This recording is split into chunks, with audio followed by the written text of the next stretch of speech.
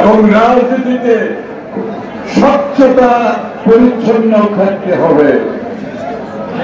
কেউ যাতে আমাদের প্রশ্নবিদ্ধ না করে।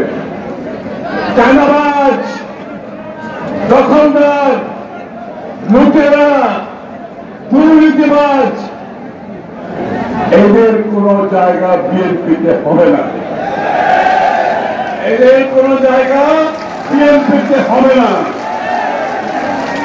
তারেক রহমান সাহেবের রাজনীতি হচ্ছে স্বচ্ছ পরিচ্ছন্ন, গ্রহণযোগ্য, জনগণের পাশে থেকে রাজনীতি করতে হবে।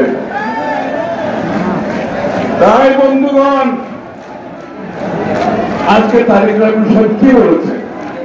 2 বারের বেশি কেউ প্রধানমন্ত্রী হতে পারবেন না। অনেক বড় কথা এটা। উনি তো চাইলে শেখ হাসিনার মতো 4 বার 5 বার হতে পারতেন না। আগে ভাগে বলে দিচ্ছেন 2 বারের বেশি কেউ প্রধানমন্ত্রী হতে পারবেন না। কেন বলছেন? 2 বারের বেশি প্রধানমন্ত্রী হলে আজকে দিনে সে স্বেচ্ছাচার হয়ে যায়, সে স্বৈরাচার হয়ে যায়, সে দুর্নীতিবাজ হয়ে যায়, সে ফ্যাসিস্ট হয়ে যায়। শেখ হাসিনা হচ্ছে তার উত্তম প্রমাণ। এই জন্য তারেক সাহেব বলেছেন 2 বারের বেশি প্রধানমন্ত্রী কেউ থাকতে পারে। আর কি বলেছেন? বাংলাদেশের সংসদে 2টা থাকবে, একটা উচ্চ কক্ষ, একটা নিম্ন কক্ষ।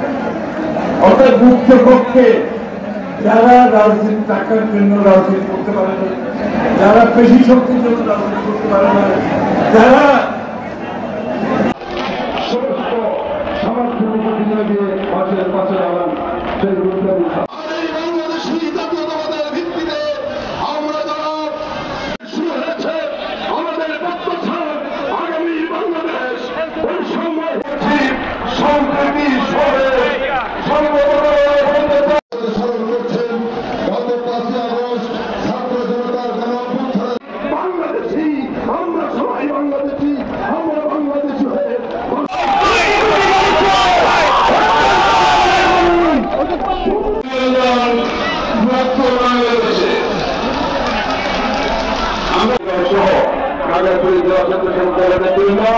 খাগড়াছড়ি জেলা বিএনপির